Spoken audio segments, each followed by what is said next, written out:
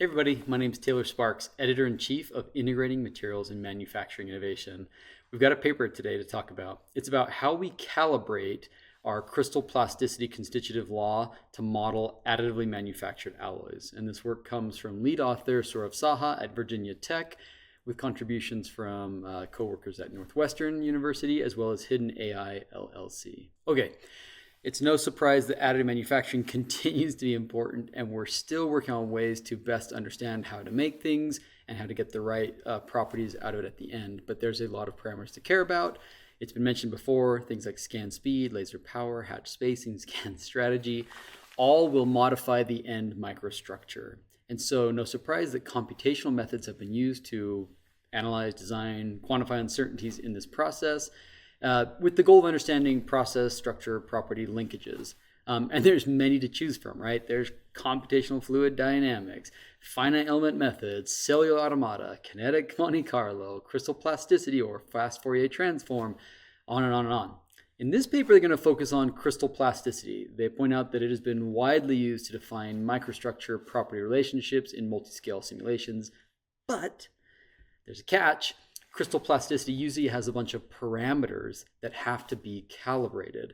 These are calibrated using experiment, using something like uniaxial test or compressive data. And the problem is that this requires numerous time-consuming forward simulations, so that's a bummer. So what they're going to try and do here is develop a method that A, has less data requirements, and is B, differentiable. If it's differentiable, that allows us to have gradient-based optimization techniques to optimize it, right? So again, here's the idea. We're going to take actual data from, some data source. In this case, the data they're using comes from the NIST Additive Manufacturing Benchmark Challenge 2022, right? Which has a bunch of scan data, which they then collected EBSD patterns and some mechanical testing for.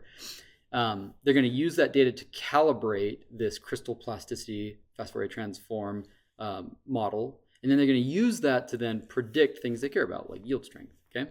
Then specific to this work, they're going to compare two different surrogate models for calibrating this material law. They're going to take the sort of well-established one, this higher order, proper generalized decomposition, HOPGD, right? That's been used quite a bit.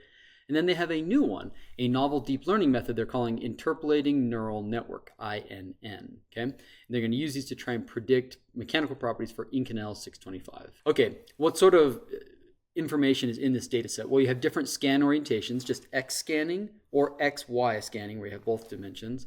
And then they have different build directions and ways that you can do the mechanical testing as a function of the build directions. They are going to bring into their model X scan data and XY scan data. So this is EBSD data that they're going to use in their models, but they're only going to be providing mechanical data for one of these, for the XY scan strategy, and they're going to try and use this then to calibrate their model. Here's a flowchart showing how the calibration process took place. You start out with microstructure characterization, mechanical properties, right? You use that to collect grain statistics, and with that you can now create representative microstructures in Dream 3D. Great. Now you can do calibration of your RVEs. This happens by taking adaptive sampling of your calibration parameters, doing crystal plasticity FFT, full field solutions, and creating this offline database. From that, you then pull out your inputs like strain and your calibration parameters, and you feed these into your surrogate models, either the INN reduced order model or the HOPGD reduced model. Either of these model takes those inputs and outputs things like the stress response. And then you ask, does it match your experiment? If yes, then great, you're done. If not, go back and add more samples from your simulated microstructures. And it does pretty well. Like here it's showing you the elastic modulus for two different build scan types, X and XY, and several different build directions. Same thing here with yield strength. Same for the true stress and true strain at 5%. So what were some of their takeaways here? Well, for one, they've come up with a new surrogate model, this interpolation neural network.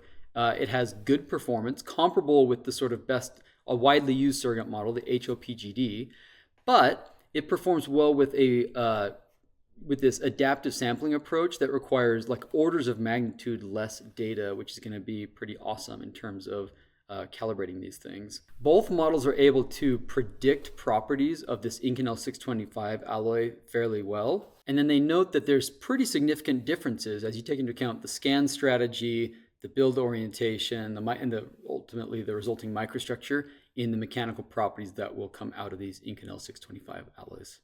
So check it out in the latest issue of IMMI.